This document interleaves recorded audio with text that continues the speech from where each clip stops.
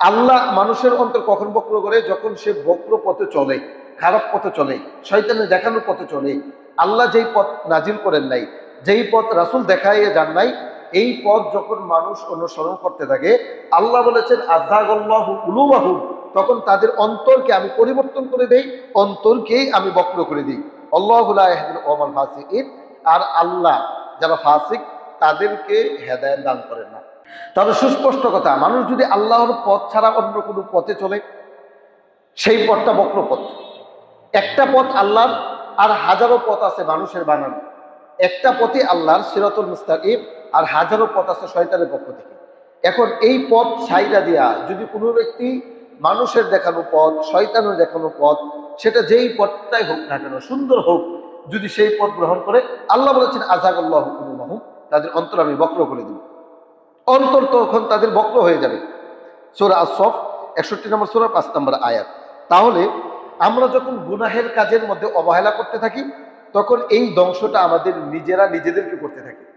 গুনাহের কারণে মানুষ নিজেকে ধ্বংস করে।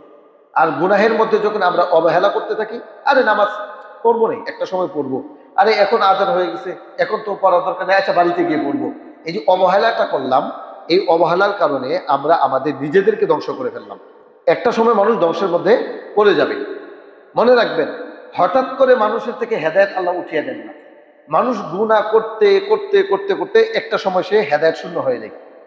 মানুষ যখন শয়তানের পথে চলতেই থাকে, আল্লাহর পথে কখনো চলে না, আল্লাহর পথে দাওয়াত দিলে সেই দাওয়াত গ্রহণ করে না, সেই পথে চলতে চায় না, তখনই সেই ব্যক্তি শয়তানের পথেই চলিত হতে থাকে। আল্লাহর পথ তখন সেই ব্যক্তি আর খুঁজে পায় না। এই জন্য আল্লাহ সুবহানাহু ওয়া তাআলা সূরা আনআম 6 নম্বর সূরার 110 নম্বর আয়াতে বলেছেন, ওয়ানুআল্লিবু আফইদাতাহুম ওয়া আবসারহুম, আমি তাদের চক্ষুকে এবং তাদের অন্তরকে পরিবর্তন করে দেব, উল্টে দেব। কামা লাম ইউমিনু বিহি আউয়ালা মাররা, যেমন তারা প্রথমবার ঈমান আনেনি, ঠিক এই রকম তাদেরকে করে দেব। ঈমান আনার আগে তাদের যেই অবস্থা ছিল, ঈমান আনার পরে যদি তারা হেদায়েতের পথে না চলে, আল্লাহর দেখানো পথে না চলে, যেই পথ নবীর পথ, যেই পথ ইসলামের পথ, এই পথে যদি না চলে, আল্লাহ বলেছেন ওয়ানুআল্লিবু আফইদাতাহুম ওয়া আবসারহুম, তাদের অন্তরকে পরিবর্তন করে দেব, তাদের চক্ষুকেও আমি উল্টিয়ে দিব। তাহলে আজকে যদি আমরা আমল না করি, আগামীকাল আমরা গুমরা হয়ে যাব। আজকে আমল ছেড়ে দিয়েছেন, জেনে রাখুন আগামীকাল নিশ্চিত আপনি গুমরা হয়ে যাবেন। মানুষ যখন আমল ছেড়ে দেয়, তখন শয়তান তাকে গ্রাস করে ফেলে। যখনই আমল ছেড়ে দেয়, আমল ছেড়ে দেওয়া মানে হচ্ছে ঈমান কমে যাওয়া। আমল ছেড়ে দিয়েছেন, এটা শুধু অলসতাবশত ছেড়ে দিয়েছেন, মনে রাখবেন আপনার ঈমানের মধ্যে ঘাটতি এসেছে। আমল মানুষ তখনই ছাড়ে যখন তার ঈমান কমে যায়। এজন্য আল্লাহ সুবহানাহু ওয়া তাআলা সূরা আনফাল 8 নম্বর সূরার 2 নম্বর আয়াতে উল্লেখ করেছেন, ইন্নামাল মুমিনুনা আল্লাযীনা ইযা যুকিরাল্লাহু ওয়াজিলাত কুলুবুহুম, মুমিন তো তারা যখন তাদের সামনে আল্লাহর নাম উচ্চারণ করা হয়, আল্লাহর বিধিবিধান দেওয়া হয়, ওয়াজিলাত কুলুবুহুম, তখন তাদের অন্তর কেঁপে ওঠে। আরে আল্লাহ ফরজ করেছেন নামাজ, কে ফরজ করেছেন? আল্লাহ। রোজা কে ফরজ করেছেন? আল্লাহ। যাকাত কে ফরজ করেছেন? আল্লাহ। আল্লাহ বিধান দিয়েছেন, আল্লাহ বলেছেন যে এটা হারাম কাজ, এই পথে যাওয়া যাবে না। কে এটা হারাম করেছেন? আল্লাহ হারাম করেছেন। ওয়াজিলাত কুলুবুহুম, তখন তাদের অন্তরটা কেঁপে ওঠে।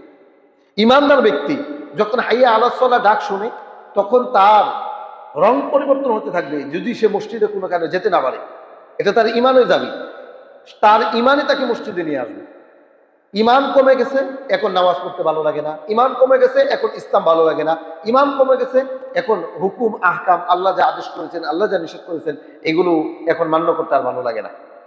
এই জন্য আল্লাহ সুবহানাহু ওয়া তাআলা বলছেন, ইন্নামাল মুমিনুন, নিশ্চয় মুমিন তারা, আল্লাযীনা ইযা যুকিরাল্লাহু ওয়াজিলাত কুলুবুহুম, যখন তাদের সামনে আল্লাহর স্মরণ করা হয়, তখন তাদের অন্তর কেঁপে ওঠে, ভয়ে আতঙ্কিত হয়ে যায়। তা কখনো কোনো দিন যদি আপনার এমন অনুশোচনা আসে যে আমি এই নামাজটা কেন পড়লাম না, আফসোস লাগে, তখন বুঝবেন যে আপনি ইমানদার।